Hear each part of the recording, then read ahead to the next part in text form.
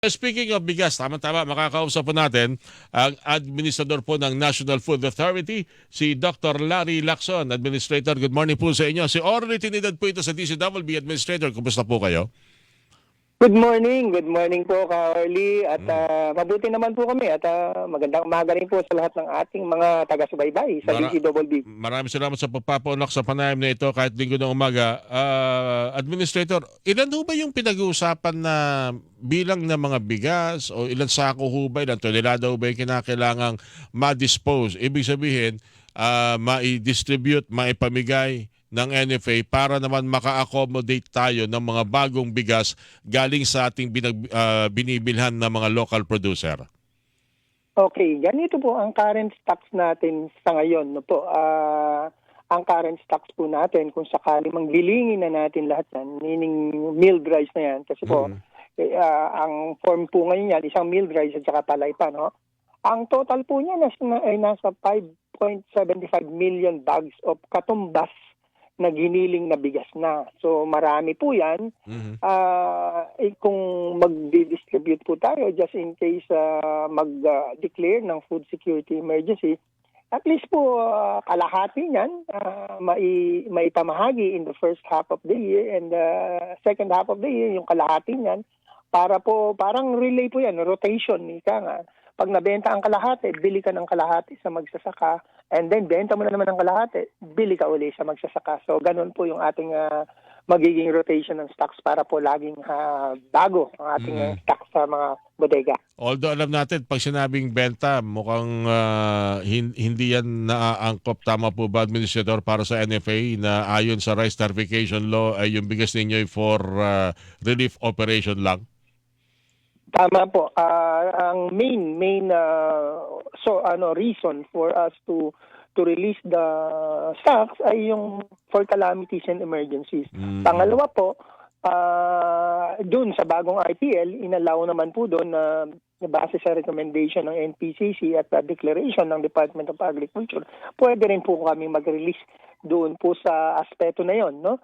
Pangatlong aspeto po, yun pong pag nag-age yung stocks, kailangan po naming ibenta, i-release, bago po ito maging unfit for human consumption. So tatlo pong aspeto yung pwede kaming makapag-release. Oo. So, ito, para po sa kapag natin mga nakikinig ngayon, doon kasi sa aspeto na, although naunawa natin, pwede naman, kasama yun eh. Talagang kasama yun sa inyo pag-dispose, ibig sabihin, para ma-accommodate natin lahat, dahil ng mga papasok na mga nabigas galing sa mga magsasaka natin binibilhan.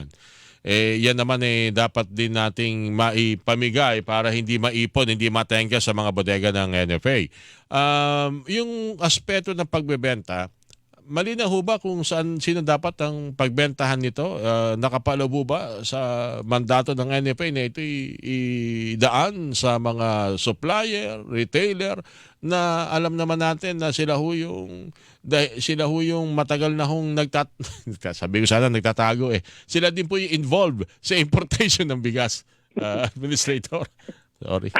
Medyo tama po yung agam-agam nyo na yan, no? Pero malinaw naman po itong pag-release ng ating stocks ay through our first and foremost sa mga government agencies, no? Pagdating naman po dito, dito po sa pag-distribute in case na ma-declare na yung food security emergency, mga LGUs po ang ating itatap dyan. At meron pong magandang guidelines naman po kaming binalangkas dyan para po talagang hindi po iyan, no, mapupunta sa sinasabi nyo nga po, mga traders or private na pwedeng pagsamantalahan dahil mura nga.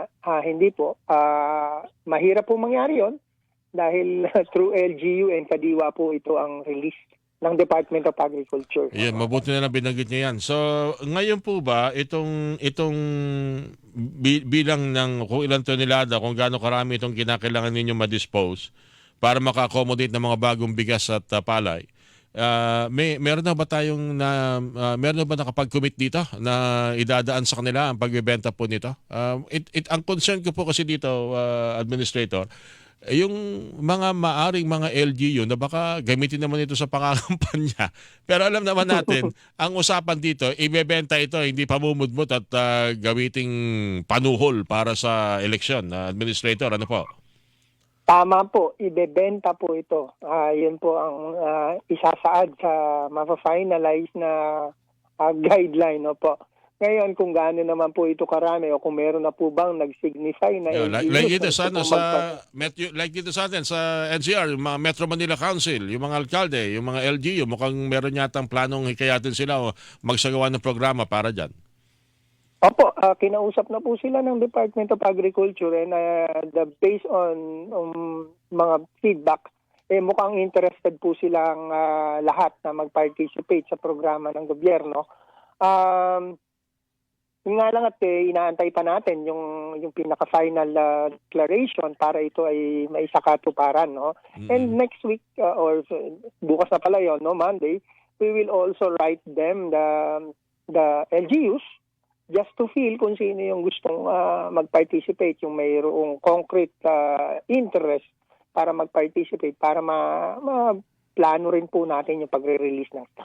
Magkano nga palang binibenta nyo ngayon sa mga magsasaka ng mga kung palay? Alimbawa, bumibili ka ng palay o kung bigas na, magkano ba binibili yan sa mga local producer natin ngayon? Malaman ko lang, administrator. Kasi noong mga nakarang panahon, lagi binabanggit, binabarat sila, may parang nalulugi sila sa presyuhan. Magkano pang bilihan nyo ngayon sa kanila?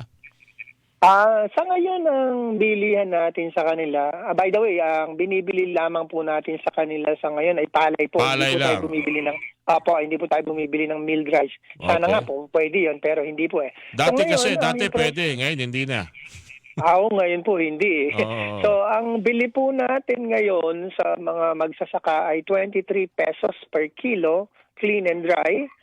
Tapos may mga LGUs na meron pong programa na PALGU ang tawag namin dito, yung marketing assistance nila, kung saan ang palay na nagbenta sa NFA ay meron hong incentive sa LGU. So meron patong na additional piso, 2 piso. So may mga areas po tayo na 24 hanggang 25, ganun po. No?